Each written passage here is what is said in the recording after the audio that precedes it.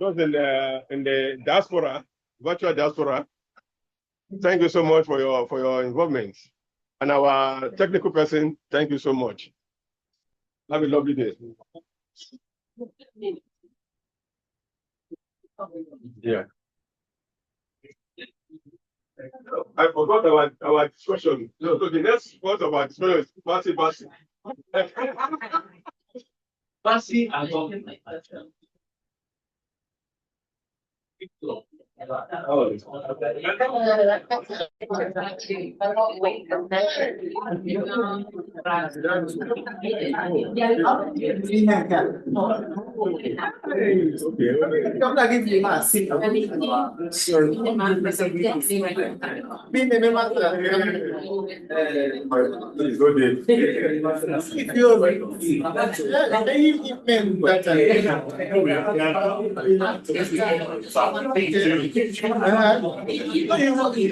See me there. In 2018.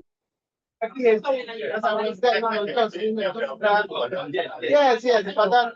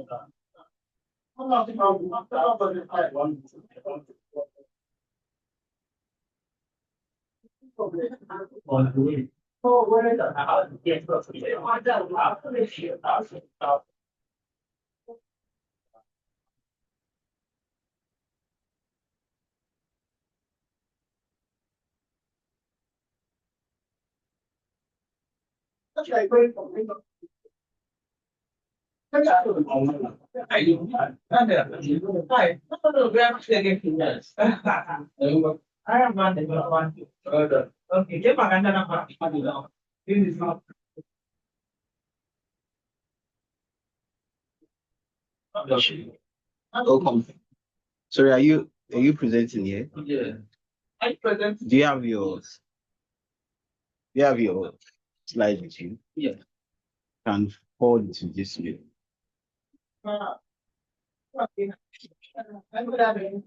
Kisli Okwe. Daniel Zero.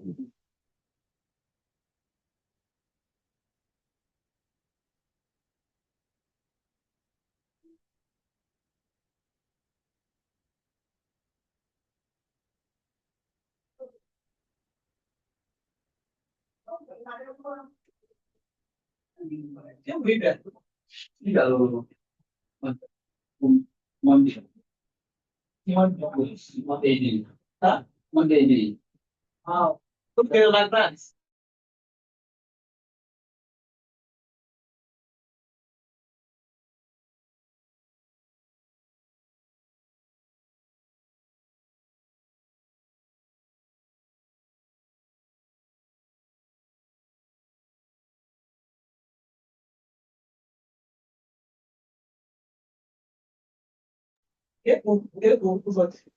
So the film, on one thing was on one day, so that. Oh no, but I think this security.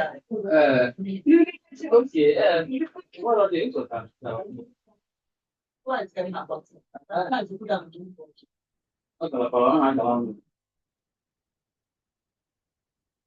I would I had their show.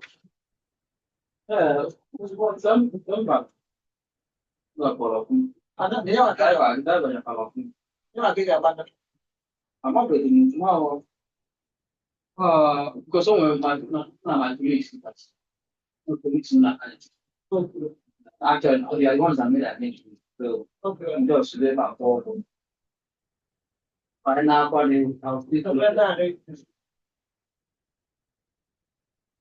am comfortable enough to go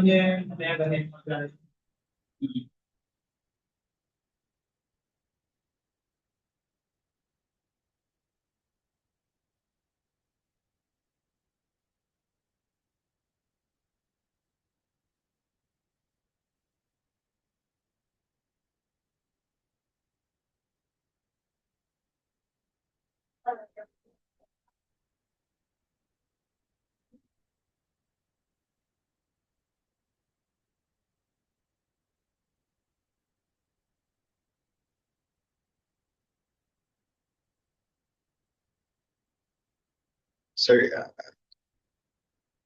recent your slide. Yes, absolutely.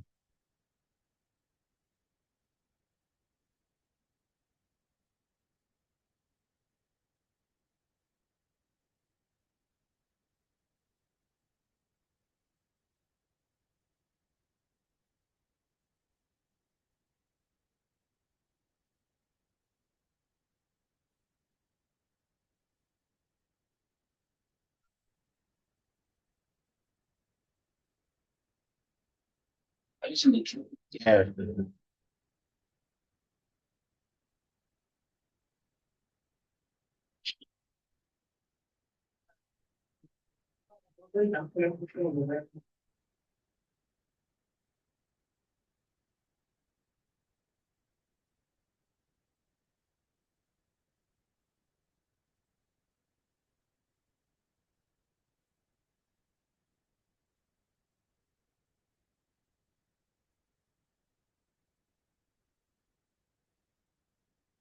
And we are still expecting other uh panelists, including the chair.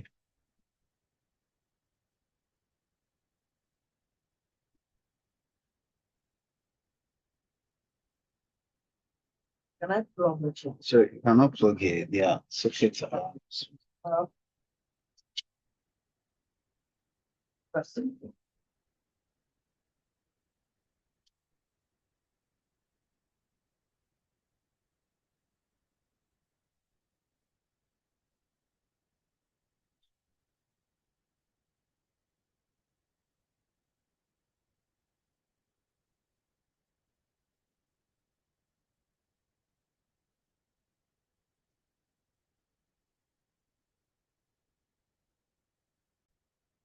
So I'll take on the role of the chair who is currently not present with us. So, and we also have, is also, the chair is also making his own presentation as well. That is Kingsley Okoye, University of Nigeria. And we also have another presenter besides, who is also currently not present here on site or online. Her name is Afola Shadi Dumuyiwa. So I want to welcome everyone to this session, Business and Economic Development, to be chaired by Kingsley Okoye from University of Nigeria. So it should start between 12:45 to 2:15. But here uh what's the name again? Daniel Nzeriogu from Nnamdi Azikiwe University. So you have your presentation now. Let me share your screen. So we look forward to seeing others as well. So I think this is right. Yeah.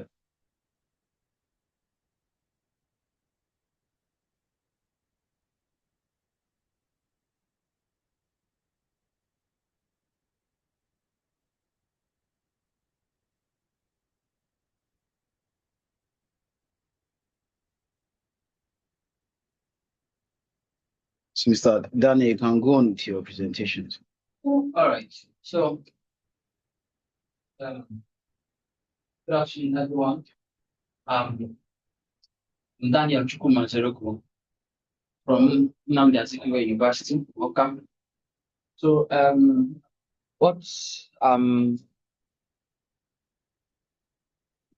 looking at informal businesses in Nigeria, local entrepreneurship, and economic resilience in Oka.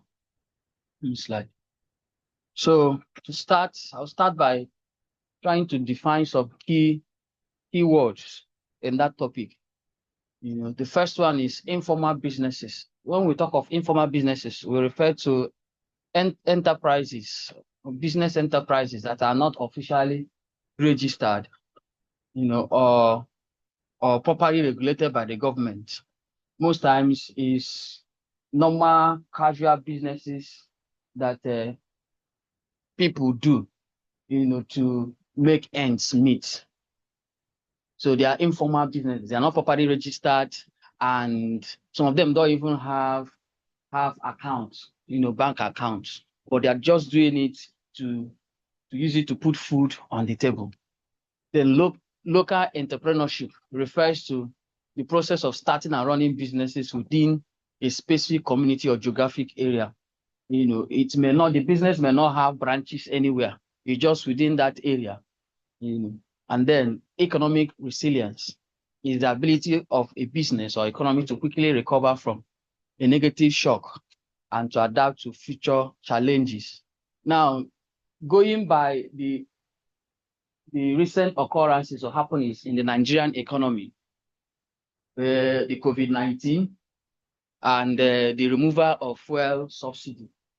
So these changes these shocks, had effects on the economy and the well-being of people.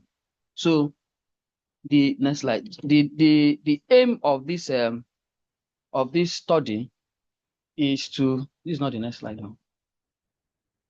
Is to highlight how local businesses, especially in Awka, are thriving in the face of economic hardship in Nigeria since the removal of oil subsidy. With the removal of oil subsidy, prices of things have increased, transportation has increased, everything is on the rise. So it's having a huge shock, on businesses. Most businesses in Nigeria are even closing. The big businesses, some multinational corporations are even leaving Nigeria. But the issue is that why the multinational corporations, the big businesses, are finding it difficult to survive in the Nigerian economy and they are leaving Nigeria. These smaller businesses, these informal businesses are still there. They are still there. Each morning when you come out, you see them doing their petty in spite of the difficulty, in the economy, despite of the harsh economy. You still see these informal businesses somehow trying to thrive, trying to survive, So the aim here is to highlight how these businesses are thriving and also present informal businesses as a viable means of economic survival in the face of economic hardship in Nigeria. If they are surviving, then there's something they are doing and they need to be encouraged. Now, I'm using Awka, as my case study. Now, so there are a number of informal businesses. Most of them are into food, selling of food, either food items or groceries, or into agriculture. Other ones are maybe in furniture business, that's basic things that people will always need. These are the areas where these informal businesses are thriving. Businesses that deals on food, businesses that deals on clothing, businesses that deals on furniture, or basic, things that people need. These are the areas where these informal businesses are thriving. Next slide. Go ahead. So the one thing about Awka is that Awka is a developing city. It's not like Lagos or Port Harcourt. It's still is an emerging city. And so because it's a developing city, is attracting people. People are always coming to Awka. People are constantly moving into the city, and the population is always increasing. Hence, there are more people needing food items, household furniture, and services of food vendors and grocery stores. So as the city is developing, if you come to Awka now, you see that different businesses are emerging because the city is developing. And because the city is developing, people are coming, it means there is a market for these businesses. So when you talk of market, when you talk of population is the market. So if people are coming into the city, it means that there is a market for these informal businesses. So the market for this kind of businesses keep increasing, creating opportunities, for local entrepreneurs to thrive in this line of businesses. Now, these informal businesses have made some contributions to economic development in Nigeria. Now, in terms of GDP, according to the Bank of Industry, the informal sector accounts for a large portion of Nigerian GDP, with estimates ranging from 54 to 65%.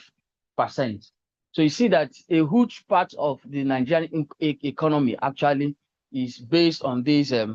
Like I noted initially, even the big businesses are finding it difficult to thrive. Some of them are leaving. So it's these smaller businesses, that are keeping the economy, lively and moving.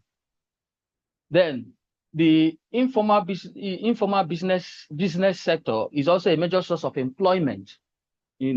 It provides substantial number of jobs, often serving as a safety net for those unable to find formal employment. So in a situation where we don't even have jobs, there's high rate of unemployment in the country, this informal sector provides an avenue for people to get engaged. All you need to do is to have a little source of capital, and you start doing something. So you see that it encourages people to be entrepreneurs. It encourages people to do something for themselves. So it provides a major source of employment. It also absorbs surplus labor. Surplus labor are those that are educated, those that are trained, but there are no jobs in the formal sector to absorb them. So those people are also absorbed in the informal sector. So you discover that the informal business sector is actually providing a base, for the Nigerian economy. Also, next slide. Also, it provides income. It provides for income generation. This is that sometimes people that are into formal sector are also into informal. For example, somebody may be teaching in government and still have another business that he's doing. So the informal sector provides opportunity for multiple streams of income. Multiple streams of income for people, and people that are in the informal sector can be involved in so many things at the same time, generating resources for themselves. So that's brings us to entrepreneurial dynamism. That means it enables people to be dynamic in running their businesses. The informal sector does not keep you. People that are in the formal sector, if you are there, you may not really have much time to do many things. But people that are informal sector, can do so many things at the same time, thereby, being economically vibrant and more productive. So, but there are challenges. The informal sector has its challenges. As much as it is as vibrant, the resources generated from it are quite low. The wages generated from it are quite low. The profit margin most times in this kind of businesses are quite low, and job security is not there. Any small government policy can end their businesses.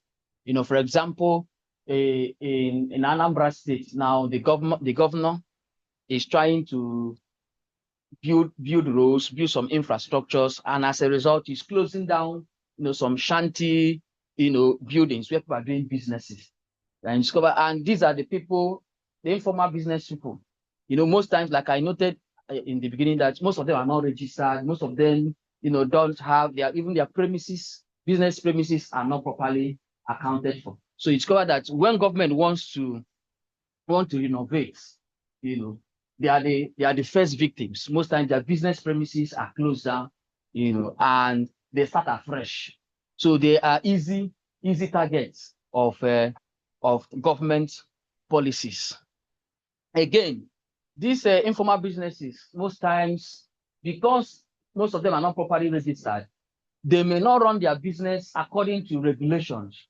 Some of them may be evading taxes. Some of them may not be following standards, in their production process. There is one woman, when I was trying to put this thing together, a woman that I interrogated, she is into production of fufu. She produces fufu. She's into agriculture, processes cassava, and does fufu, and then she supplies it to fast foods. So, but if you go to where she's processing that food, the environment alone is not encouraging. So these are the things. And when they carry those goods, they sell it in the market, in the restaurants. People will eat, not knowing the hygienic condition where the food was prepared. So it's discovered that these are the challenges that faces people in the informal sector. They are not properly regulated, and they do what they do anyhow. And it's at the long run, they are doing it to make profit, but they are breaking rules. So this is one of the challenge. Another challenge is that the informal sector, because they're not properly registered, the access to finance, they have limited access to finance. They can't easily, an unregistered business cannot easily, collect loan from bank, so they don't have access to financial support and credit facilities. They are easily endangered by government projects. So these are the challenges facing them. Then the next thing is, how are they surviving? Now, we have mentioned that they are faced with challenges. We have mentioned that they also make some contributions, but in spite of those challenges, they are thriving.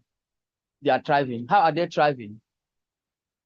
One way that these informal businesses are thriving, especially in Oka, is that they always try to adapt to new government regulations. Like I mentioned, that the government of Anambra State has been pulling down, shanty structures where people are doing businesses in order to build roads. So when they pull down those structures, it's called that those same people that were chased away have moved to another place. The following day, you see them in another place, because that's one thing with informal business. They are not, it is not a very large business. They are mobile. They can easily move their business to another place, and they keep adapting. The most important thing for them is to make ends meet, to generate money, to put food on their table. So they easily adapt to policy changes. Again, one thing that also helps them is that they use digital tools. Most of them are online. Their businesses, for example, the furniture person that I showed his picture here, he's online. When I met him, he's online. You see his products, he shares it online, shows you the different things he produces and the prices, and with that, they are publicizing their businesses. So you don't need to come to their shop to see what they do. Once you are connected with them online, you see their businesses. The cost reduction, they do so many things to reduce their cost of production. They try to negotiate better prices with their suppliers, and they also try to relate well with their customers. For example, the furniture person I mentioned, when I went to buy something from him, he himself offered to carry the goods to my house. You see, these are one of the ways they try to maintain their businesses in spite of the harsh economic conditions they are facing. So they try to maintain a good relationship with their customers. Next slide. They try to maintain good relationship with their customers. So they maintain strong customer relationship by building trust and loyalty. Then market positioning. They try to understand their customer needs and preferences and tailor their products or services to meet those needs. So these are ways through which they try to survive. They survive the harsh economic situation that we have in Nigeria. So in conclusion, there is a need for a policy support. We have established the fact that the informal business sector in Nigeria is actually the base of the Nigerian economy. And if the Nigerian economy will be revived, the Nigerian government ought to pay attention or make policies that will encourage the informal business sectors, to thrive in Nigeria. Thank you. Thank you. So, do we have any questions for? Yes. Okay. Topic is the informal businesses in Nigeria, local entrepreneurship and economic resilience in Okra. Okay, Daniel, there's one question I want to ask. What's the knowledge this study is going to contribute in the existing knowledge of society? Okay. The knowledge there is that, of course, the informal businesses, like I've established, is the foundation of the Nigerian economy. And I tailored it down to Oka. So, in as much as I'm looking at Nigeria, I'm actually looking at the Oka environment. So how informal businesses in Oka, these informal businesses in Oka are mostly those involved in food production, those involved in furniture and upholstery, and those involved in clothing materials. So I'm trying to throw light on how these kind of businesses are thriving in Oka, Anambra State. Okay. The question I asked you is the new knowledge is going to contribute to the existing knowledge, because we have existing knowledge, because all of us know that there are informal businesses in many places in Nigeria. Yes. Now, and local entrepreneurship, because if you the main variable here is local entrepreneurship, because these are the group of people you are calling it. That is the group of people that are in that informal business. Yes. Am I correct? Yes. And these are the people you explain vividly this work. Now, I feel that the knowledge, one of the knowledge, is to contribute to this, Mr. Dr. One of the knowledge this will contribute to the teaching knowledge is that economic growth in Nigeria is very, very important. And in any businesses we are doing in Nigeria, if that business does not improve the growth of the economy, see that business is not contributing at all in the country. Then I thought you will have tell us how these informal businesses, which is local entrepreneurs, are contributing to the growth of economic development in the country. That is number one. Then secondly, now, because you explain how these people, how they adapt to government policy within the country. But you remember that these people, these local entrepreneurs, we call them sole proprietor. And if anything happens to the business, that business has gone completely. Even demolitions that has been going around within the country, within the state, even in Enugu state, it happens. It has rendered some people just like that, and the business is totally lost. Did you understand where I'm going? So the business has totally lost, and I feel that you will have incorporated these demolitions into your work, and they explain the impact of it to the economic development and how it affects to poverty, because it will increase the rate of poverty because many people will not have any work. Enugu State, it was so great in Enugu State because that road, in fact, government will come and just mark here. Demolition 1-story building, 2-story building, 3-story building. in Enugu State. So this started since last year. So the government is just demolishing. If you see the story building, the government will demolish you. This person, where is this person going to start his life? So he said that act, he would have incorporated it. It can lead to increase in poverty rates in Nigeria, which is another problem of economic development. Now, you mentioned about people doing different kinds of business, one business or the other. Then remember that due to incessant strike in Nigeria that has been happening long, has made many lecturers to engage in other businesses apart from lecturing job, which everybody knew. That how do you see a lecturer that is not doing any other job? Then how does it affect the lecturing job? Because there is no way the person can, bring out his full attention or have full attention in lecturing job. When you are doing one business or even if there are people that are doing three, two,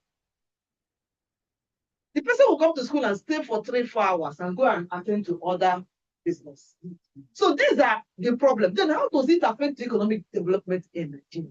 What are we able to achieve at last when we engage ourselves in all this? Did you understand where I'm going to? Yes.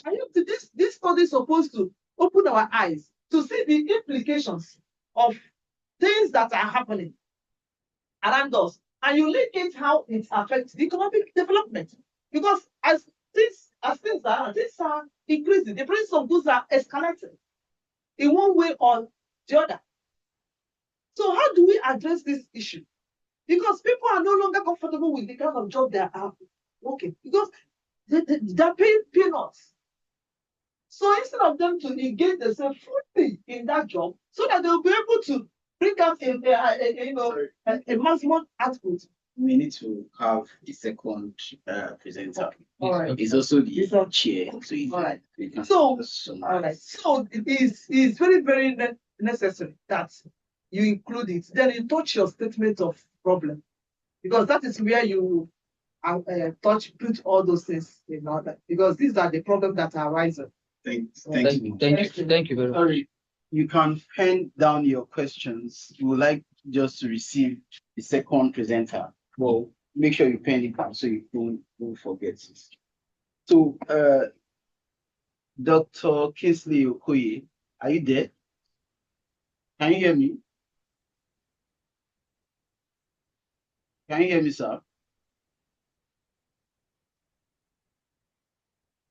Hello, sir. Can you hear me? Can you share your screen and you can present? Well, kindly share your screen first. But can you hear me? Let me know if you can hear me.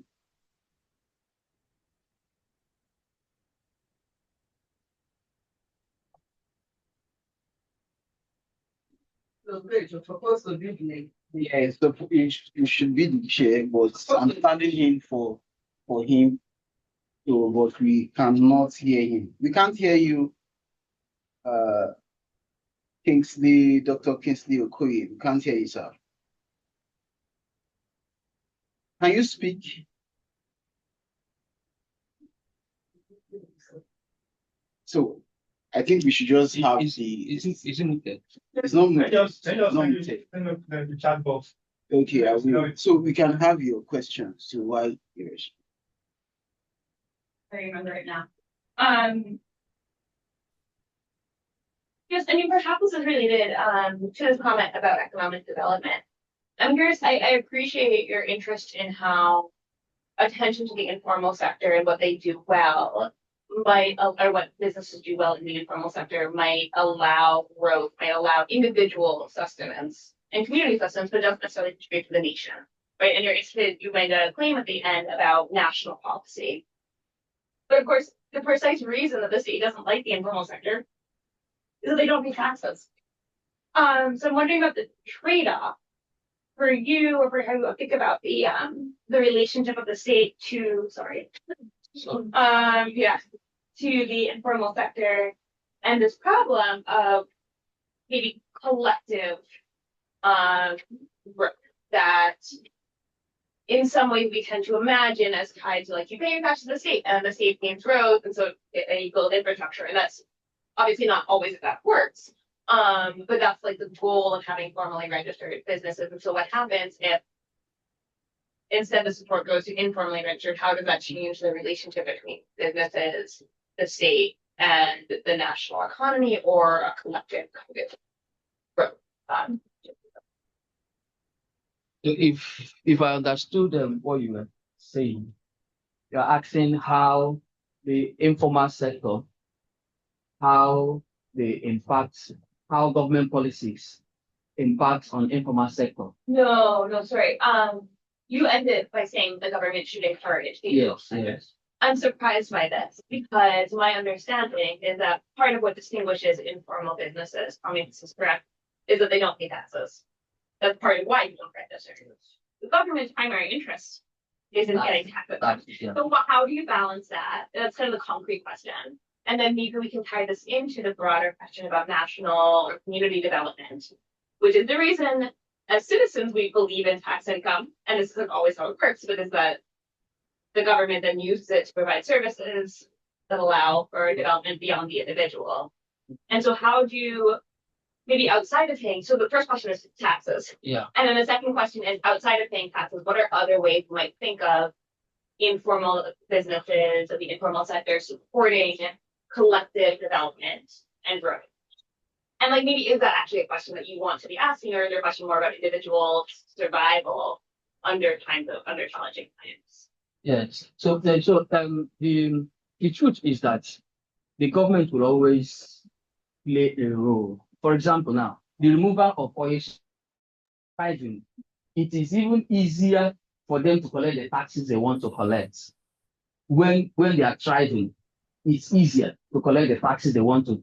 But when they are not thriving, that's when that's when they will start evading taxes. So the informal government, so I'm misunderstanding. Informal businesses do in fact pay taxes. So maybe within the context of Nigeria, you cannot say they pay taxes or they don't pay taxes. Of course, it can be on paper, but that they don't pay tax, but they still find a way of collecting their levies. Yes. Yeah. Some other what's it called? Institutional dues that they pay to. They come to their business premises and they collect those money. They do that even if they're not registered. They do that even if they're not registered. Most of them are not properly registered. So I think the issue that in most of these areas in Nigeria, there is no written record for the tax collected. You must say that as a market woman, I don't have my tax slip. But the idea is that government ambassadors come to our office or our shop to ask us a big sum of money, we pay them, but in return, we don't have the slip or the receipt to show for it. So it comes more of levies, association dues. So when I pay for my association, they take a percent from the association and take to the government. So if this happens to me, my association can defend me that it's just supposed to be my member. That's the way some of these people get their tax and they pay in most of these businesses. Dr. Kisley, can you hear us?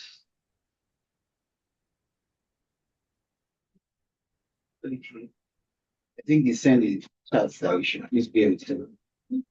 Okay, we look forward to hearing from you. You can continue the conversation. So I'm sorry to make you all educate me about Nigeria, though I don't want to derail other people have things to say. How do they know what the percent is? So we have like 3 presenters, but we have Dr. Kisley having issues with his network from his hand, and we have what's the name now? Daniel. We just presented. Well, the third person is not here. The third person as well is not here.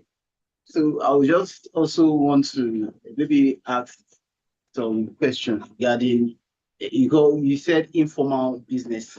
Yes. And within the respect of maybe SME in the context of Nigeria now, is it not a part of that informal business sector? And there are some government incentives that has been possibly made available for people of such what's it called, sector. So how, and you talked about some challenges of financing and some other stuff. So how do you marry? Well, yes, SMEs are on a different pedestal because SMEs, some of them are registered. So, but the the focus of what I'm doing are mostly those ones that are not actually properly registered. Yes, because the fact is that the everyday Nigerian person, that is surviving in the economy, his aim is not necessarily, to do something from. It's about making ends meet, putting food on the table, trying to meet the family needs. So the aim of this study is to see how those kind of people are thriving, in the midst, in the situation that we are in currently in Nigeria. Yes, the SMEs, they are registered. They can any business that is properly registered can, go for loan, can go for finance, credit facilities, So, but most of them are not registered. Those in that category are few. When you go to the informal sector, Yes, those in that category are few. Yes, we can hear you. Sorry. Let him finish. Yeah, so those in that category are few. So you see that majority in that informal sector are those that are not properly We can hear you, Dr. and they always find a way to thrive in the midst of the difficult economic situation we have in Nigeria. Thank you, Dr. Kingsley. You can go on, share your screen, then go on with your presentation. Hello. Yes, sir, we can hear you. Can you hear us? Hello. Can you hear me, Dr. Kingsley?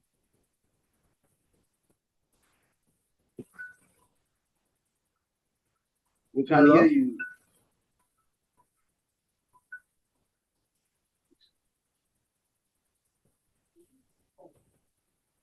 Hello. Hello. Can go ahead, sir. Dr. Kingsley, can you hear us?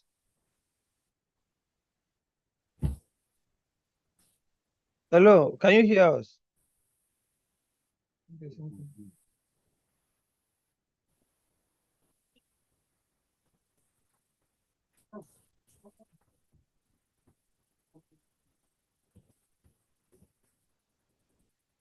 Hello. I can hear you, Dr. Kingsley. Just go ahead with your presentation. We can hear you loud and clear. Yeah. I think you cannot hear. That's the problem with his audio. Yeah, And he's not is he muted? Call him on phone and let him know. We don't know. We don't know anybody's number. I've just, I told you that. Yeah, send message to him. Yes. So while we are trying to fix this, can I just say something to what? Yeah.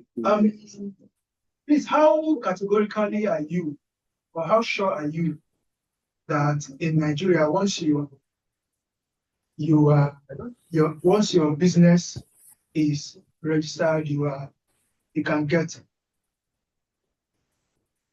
Did you make any research on that? Did you make any any kind of findings of that? No, I'm not being categorical about that. I'm only saying that there's no way you can get credit facility if the starting point is to register your business. That's the starting point. Okay. So if your business is not registered, they will not pay attention to. Okay. In order to have a more, broader view, or maybe being a little bit categorical about it, I think registration is just one of the prerequisites.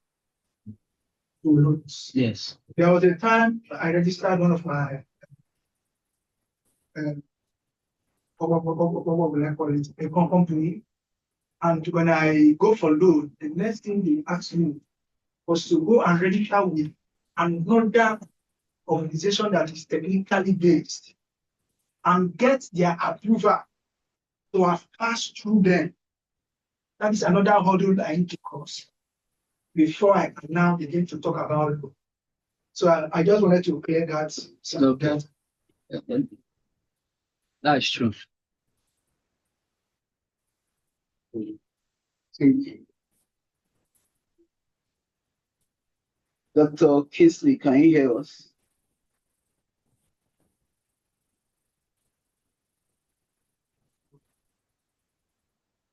Yeah. So I will do present with a person to have the here. We have the step one. Into the chat, easy to so yeah, maybe just wait some minute, maybe 2, 3 minutes. If he's not able to reconnect and join, it's not okay. Skip to him. Dr. Kingsley, can you hear me? It's something. Can you hear me, sir?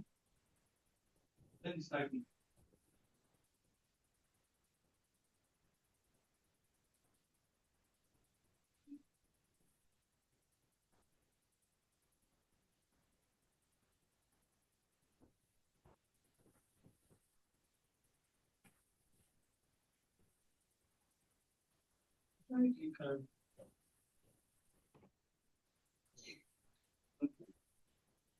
Yes.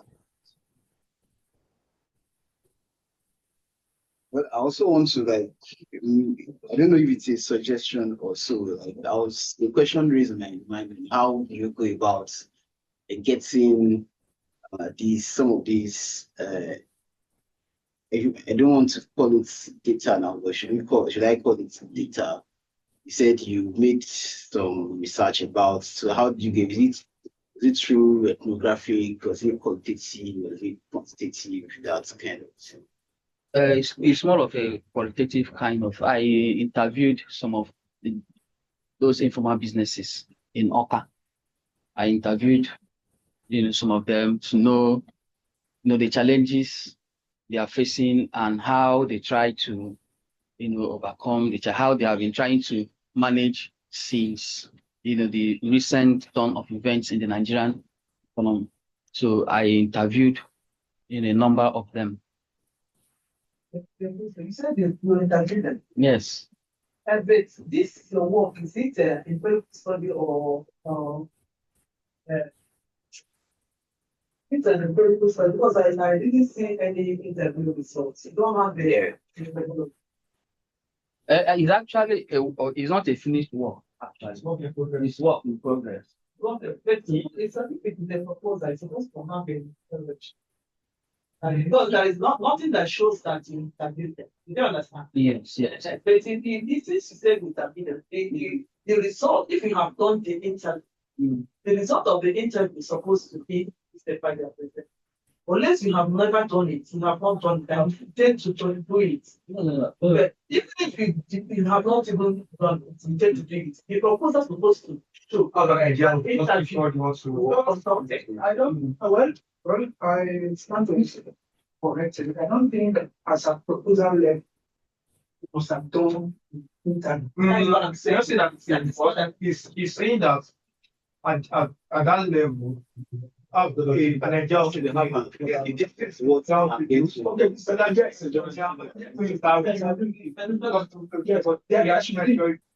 you said earlier that there's some people that you interview, isn't it? Yes. That should be okay.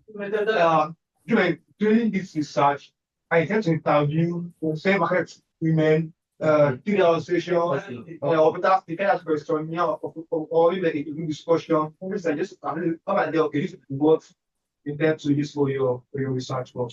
In fact, the work you presented, which I saw you, Yeah. you understand? What you presented here is pure opinion paper. Because no methodology to back it up. Justification is not well clear. You don't understand me? Yes, Yeah.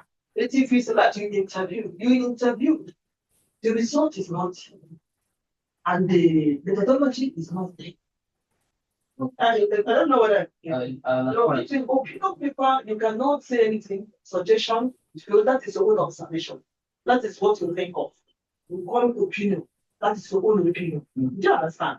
But when you come to give parent, if this is parent, you need to set up the methodology. Noted. Unless you want to try to take all your own try. I don't know. Like, It's not an opinion paper. It's actually it's not an it's actually You need to get an instrument. Because if you used to go get an instrument, and even the interview record, you need to analyze it. Sorry, So acting you chair. can analyze it. Acting chair. Can you ask me to block this process and give me a call to know what's going on? hello, sir. Can you hear me? No, it's trying to go someone. We can hear you, but you can't hear us. There's no way I could even read What are you saying? unless I chat him. And I've chatted, I've sent a lot of chats. it seems not to be hearing the question. Spend like a call. Can we stop fast? Yes. Okay.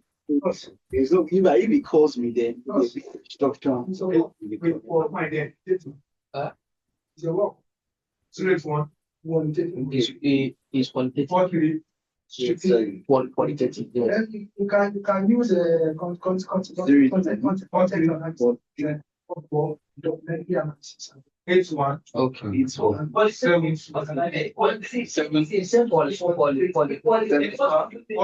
4-4. 6-1. 7. 0 to 4 to 4 4 7. That's why it's there. Qualitative. See what we do. That's what it's interview. We're supposed to have the record. Do you understand? Yes, Like yes. the work I'm going to present on Friday Mm. is mixed method design. Do you understand? When you do interview, you record. When you record, later you now transcribe the recording. Then there is a software like I use Mac 20. You now use your laptop. If you have the software in your, like myself, I have it in my lap. I will transcribe that recording into my system. Then use the software and analyze the recording. The names of those people you interviewed will be there in your work.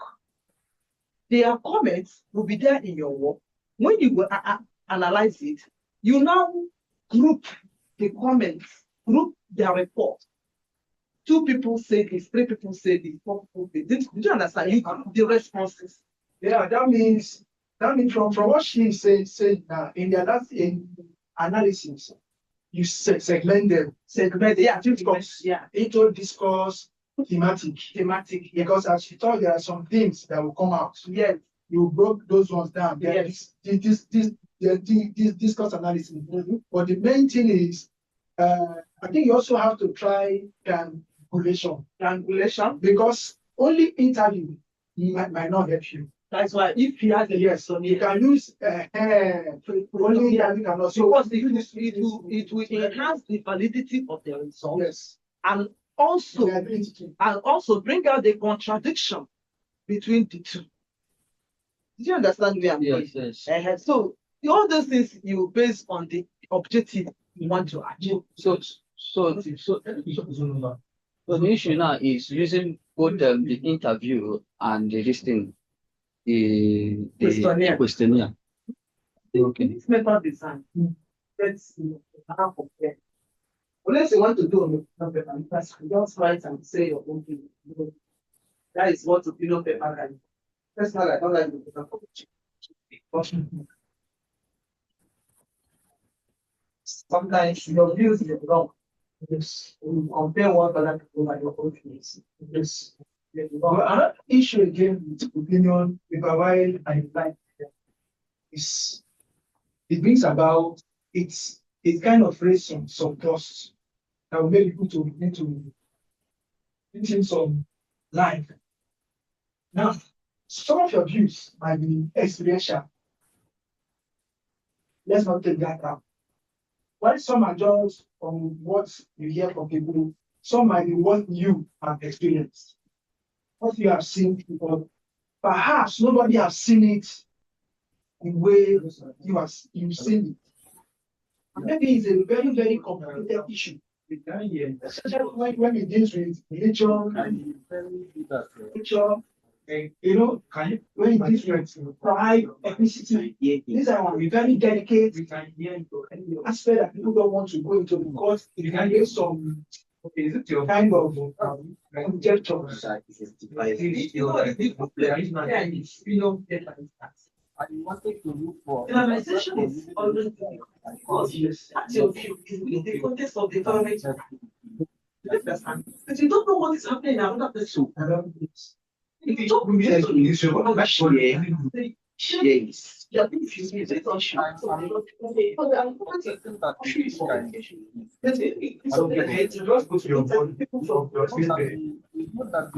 wisdom. I could be able to That you rely I on. don't even understand. So actually, you can hear you now. In a situation where Can hear you now, but that's what you are making your you are identifying the fact that this will be can hear you now. your environment, your experience. That does not. That's why I've seen that at the moment now, we can hear you. We can hear you. So, as the people now, just share your screen or your paper. Then from there, don't have to solve it. So, if you have any question, I like you. ask them through the chat box. I sent the email address. Yes, your email address. Oh, who's email address? So, yes, I show you that. So, it's actually about the email address. Then after the The more audible it is, yeah, we will do that. So what does he want to do now? So we want to share presentation. So, Whatever questions we have, we address. Say something about it. So Why you laughing now? the speaker is here.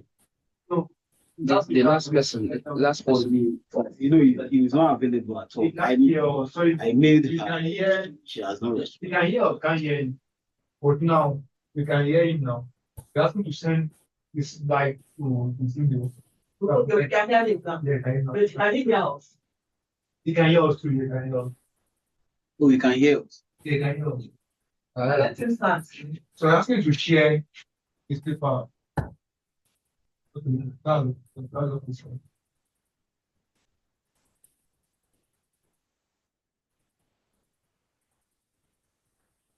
And I know some percent now. I could see one history in I said, yeah. No. That was a response. Okay. Because I tried to reach out to know Okay. if he's available.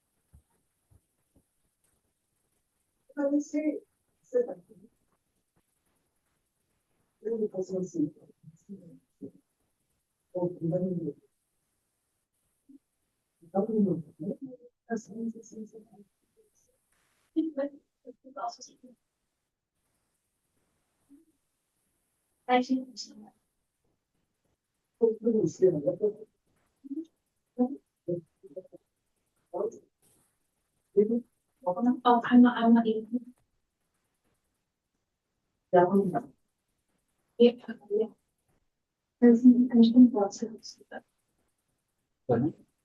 Hello.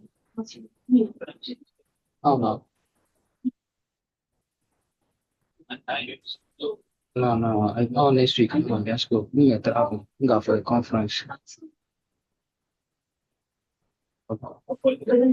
Yeah, so by next week, I'll go to.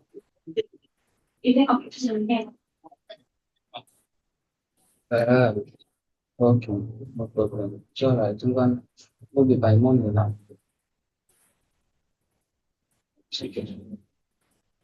What's the problem? I was trying to send us this block reading. They are not saying. I was saying. You would have done that since.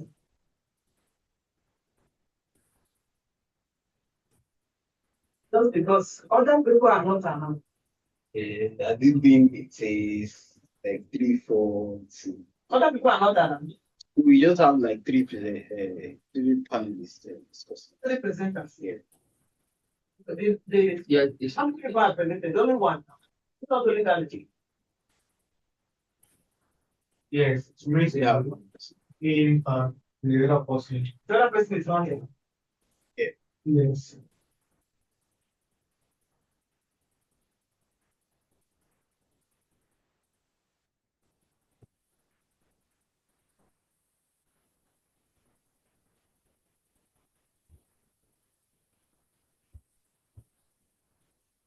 Can you please speak to us, Dr. Kingsley?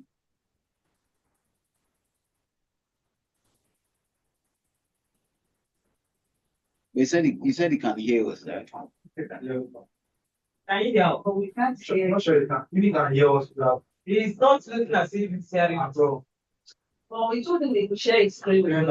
Now it's trying to. Let him share the screen. I've sent several messages for him to either share on the, because he had already sent me an email that okay, he's having issues with this thing. So he can, and I told him to share Just be focused on the his system. mail, The system is having problem. to share his mail to share his presentation to my mail. So he has my mail already.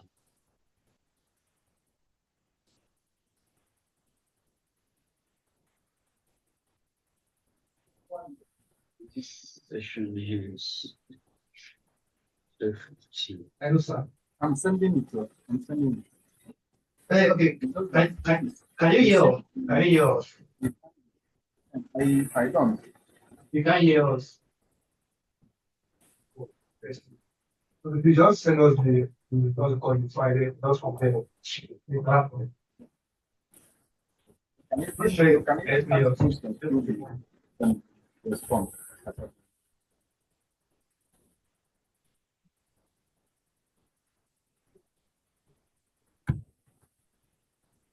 you sent in the email where you forwarded to. yeah, he has responded to the mail he shared. So can always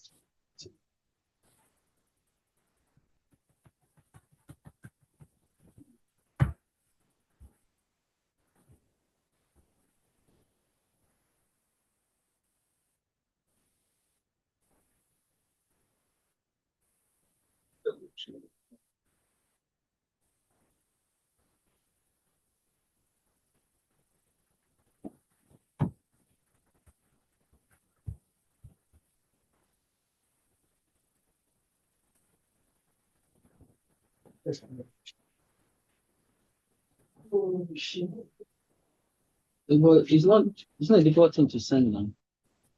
It's supposed not to be difficult now to send. yes, nothing to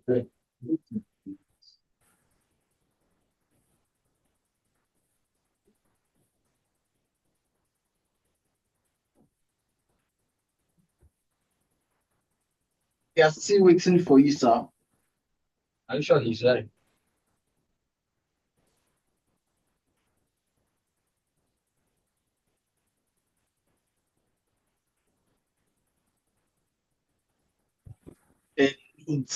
It's almost, this is almost like done. we have like something like 30 minutes to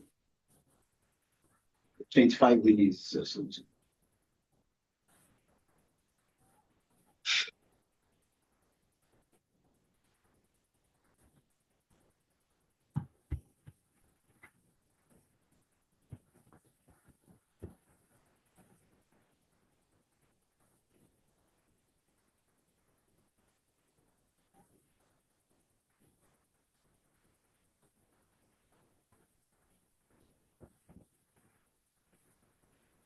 Hello.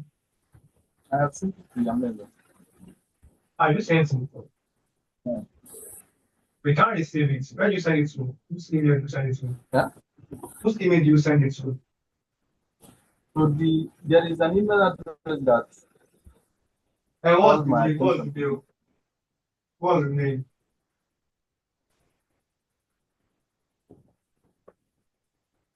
Let me go back to the question. We can't see I any. just replied with the one I sent before. I have sent something to that email address. And to whose email? To whose email? Yeah? Is To whose it to email? email that reach out to him earlier? What's the name of the email? Let me open it. Seems what is struggling, trying to know his way around the listen.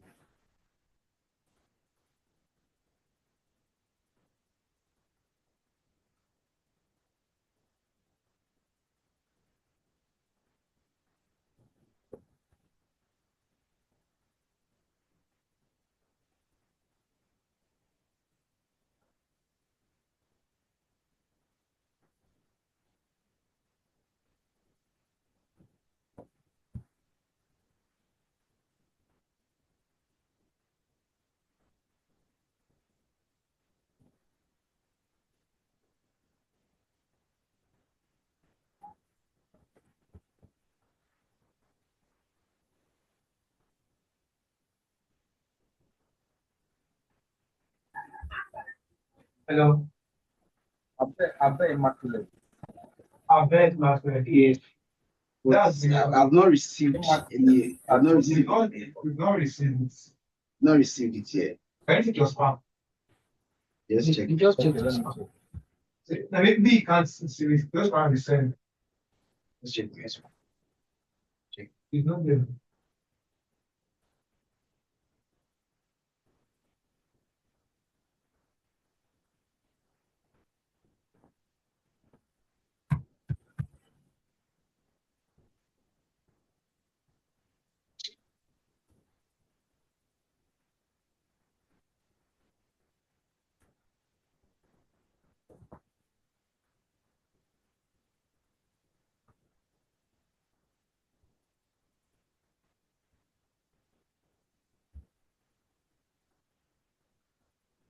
You guys will be true and just send.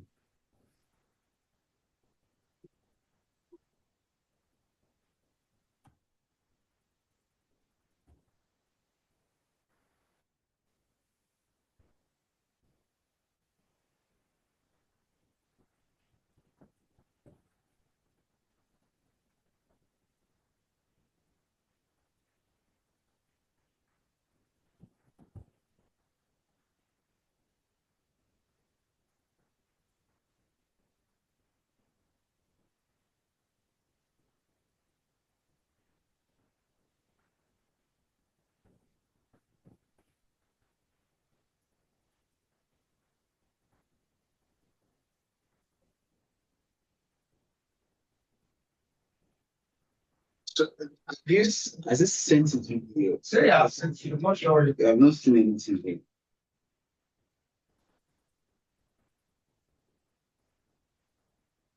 It's almost time. Yes. I usually have to send it block just for just review. That was been going on with. Exactly.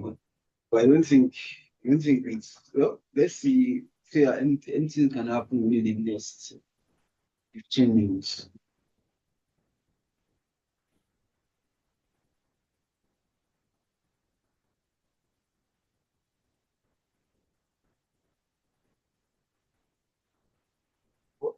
He said he's having a network review over there. Oh.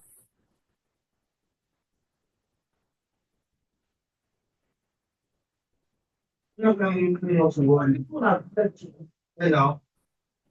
I'm not very the more than this same way, with the then not to worry. Not to worry. For our wedding.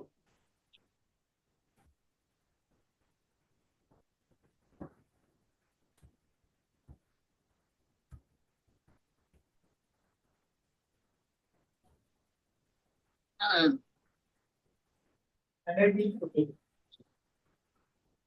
I'm going to get My it. spam. I'm going to get it. It's in your spam. I don't get it. They will agree. That's You can beg them and they will agree. I forgot that stuff. I just came with that. Yeah. If people already left, so when of you selling again? that's People already left. People already left. That thing on the Since seeing that it's inside the spam. I don't understand how you put inside your spam.